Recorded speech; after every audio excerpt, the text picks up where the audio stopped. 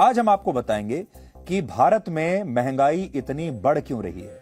महंगाई के बारे में चारों तरफ चर्चा हो रही है, लेकिन साथ ही आपको यह भी बताएंगे कि भारत ही नहीं बल्कि दुनिया के बड़े बड़े देशों में भारत से भी कहीं ज्यादा महंगाई बढ़ रही है। तो पूरी दुनिया में यह महंगाई बढ़ कैसे रही है? हमारे देश में महंगाई पर अब तक सिर्फ राजनीति होती है और नेता दिन रात आपको महंगाई के नाम पर गलत जानकारियां देते हैं और आपको गुस्सा दिलाते रहते हैं। आप दिन भर ये सोचते रहते हैं अपने मन में कि महंगाई कितना बड़ा मुद्दा है और महंगाई के बारे में कोई बात नहीं कर रहा।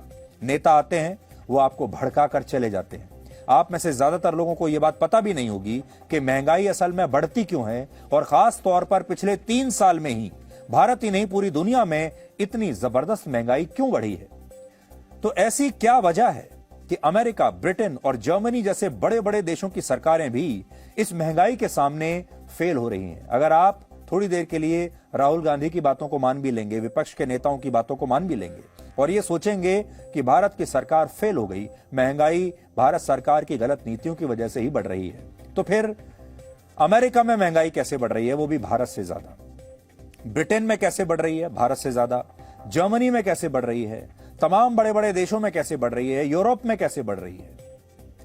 इसलिए सबसे पहले आप ये देखिए कि जब महंगाई बढ़ती है तो स्टॉक मार्केट में कितना बड़ा विस्फोट होता है, क्योंकि यह आज की सबसे बड़ी खबर है।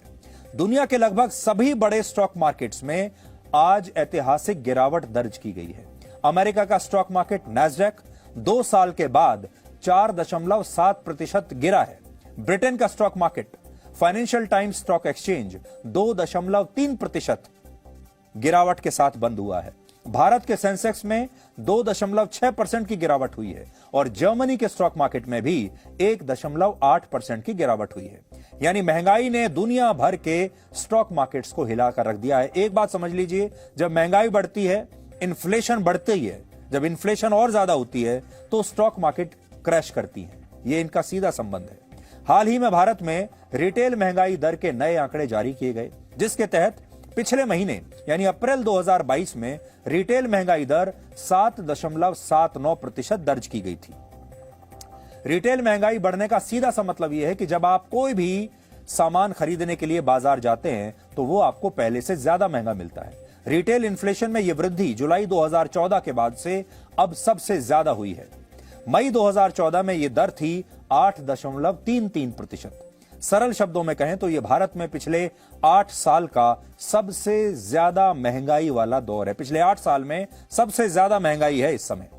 भारत में रिटेल महंगाई दर का आकलन करीब 450 वस्तुओं और सेवाओं के बाजार भाव के हिसाब से तय होता है और इनमें 45% हिस्सा खाने पीने की वस्तुओं का होता है, जैसे अनाज, दूध, सब्जियां, मिठाई, तेल, चिकन, मटन, मछली, अंडे वगैरह। इसके अलावा स्वास्थ्य, शिक्षा, यातायात और घर के निर्माण जैसी सेवाओं को भी इसमें शामिल किया जाता है। कुल मिलाकर सरल शब्दों में कहें तो आप अपने घर में रोजमर्रा की चीजें, जब सामान रोजमर्रा का लेने के लिए जाते हैं बाजार में और वो जब महंगा मिलता है, उसका दाम कितना बढ़ चुका है, उसके हिसाब से महंगाई दर तय होती है। फरवरी से अप्रैल महीने के बीच सब्जियों के दामों में लगभग 23% से ज्यादा का इजाफा हुआ है। 23%। यानी अगर पहले कोई सब्जी 100 रुपए प्रति किलोग्राम के दाम पर मिल रही थी तो अब उसकी कीमत 123 रुपए हो गई है। इसके अलावा जनवरी 2010 के बाद से आटे की कीमतों में भारी वृद्धि हुई है। भारत सरकार के मुताबिक 9 मई को देश में 1 किलो आटे की औसत कीमत लगभग 33 रुपए थी, जो पिछले साल की तुलना में 4 रुपए ज्यादा है। इसके अलावा ऐसी भी खबरें हैं कि दिल्ली और मुंबई जैसे बड़े शहरों में 1 किलो आटे की रिटेल कीमत 50 रुपए तक पहुंच गई है कई जगहों पर। पेट्रोल डीजल की कीमतों ने भी भारत के आम लोगों पर बहुत बुरा असर डाला है। उदाहरण के लिए दिल्ली में 1 साल पहले 1 लीटर पेट्रोल की कीमत 90 रुपए 44 पैसे थी और 1 महीने पहले तक भी इसमें कोई खास बढ़ोतरी नहीं हुई थी।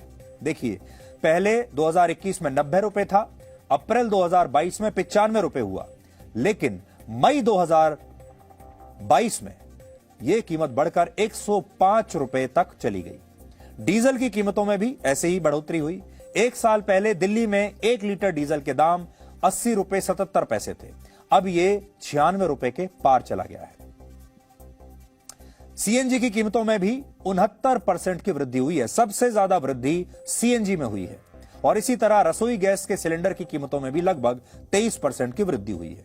कुल मिलाकर कहें तो भारत में महंगाई काफी बढ़ी है और इस महंगाई की चुभन जो है वो आपको जरूर महसूस हो रही होगी, आपकी जेब पर इसका सीधा असर जरूर पड़ा होगा। लेकिन बड़ा सवाल यह है कि क्या ऐसा सिर्फ भारत में ही हो रहा है? तो इसका जवाब है नहीं, ऐसा अकेले भारत में नहीं, पूरी दुनिया में हो रहा है। अब वो भी समझिए। महंगाई के मामले में भारत की स्थिति अमेरिका, रशिया और ब्रिटेन जैसे देशों से काफी बेहतर है। रशिया में रिटेल महंगाई दर 20 साल बाद सबसे ज्यादा है, वहां महंगाई दर 17.8% हो गई है। भारत में यह दर है 7.79%। अमेरिका में महंगाई दर 41 साल के रिकॉर्ड पर पहुंच गई है। अमेरिका में 1981 के बाद पहली बार ऐसा हुआ है जब वहां महंगाई दर मार्च के महीने में 8.5% हुई है। इसी तरह ब्रिटेन में 40 साल का महंगाई दर का रिकॉर्ड टूट गया है। ब्रिटेन में अप्रैल के महीने में महंगाई दर 9% है। अब आप दुनिया के बड़े बड़े देशों में देख लीजिए, भारत में महंगाई दर आज भी इतने सारे बड़े देशों में सबसे कम है। इसके अलावा ब्राजील में महंगाई दर 12.13%, पाकिस्तान में लगभग 13.5%, इजिप्ट में 13%, टर्की में 69% महंगाई दर हो गई है। और ऐसा वहां के इतिहास में पहली बार हुआ है। पूरी दुनिया की तस्वीर इस समय आपके सामने है। तो अगर आप सोचें कि आप भारत छोड़कर इनमें से किसी बड़ी देश में जाकर बसना चाहें तो वहां पर आपका हाल और भी बुरा होने वाला है। और जर्मनी में महंगाई ने 32 साल का रिकॉर्ड तोड़ दिया है। सोचिए, जर्मनी भी एक बहुत बड़ा देश माना जाता है। यानी भारत में महंगाई बढ़ी तो जरूर है, लेकिन भारत की स्थिति आज भी दूसरे देशों की तुलना में काफी बेहतर है। हालांकि आपके मन में यह सवाल जरूर होगा कि महंगाई दुनिया के सभी 195 देशों को कैसे प्रभावित कर रही है। तो इसके 3 बड़े कारण हैं। इसीलिए हम आपको कहते हैं, इससे पहले कि कोई और नेता आपका ब्रेन वॉश करे, पहले इसके कारण समझ लीजिए। पहला महंगाई का बड़ा कारण है कोविड। आपको याद होगा, कोविड के दौरान पूरी दुनिया में लॉकडाउन लगा था, अंतर्राष्ट्रीय यात्राओं पर प्रतिबंध लग गया था। इन कड़ी पाबंदियों की वजह से हुआ ये कि जिन सप्लाई चेन्स को विकसित होने में दशकों लगे थे, वो सारी सप्लाई चेन्स कुछ ही हफ्तों में टूट गई। Presenting V news app available on Google play and app store. Download it now.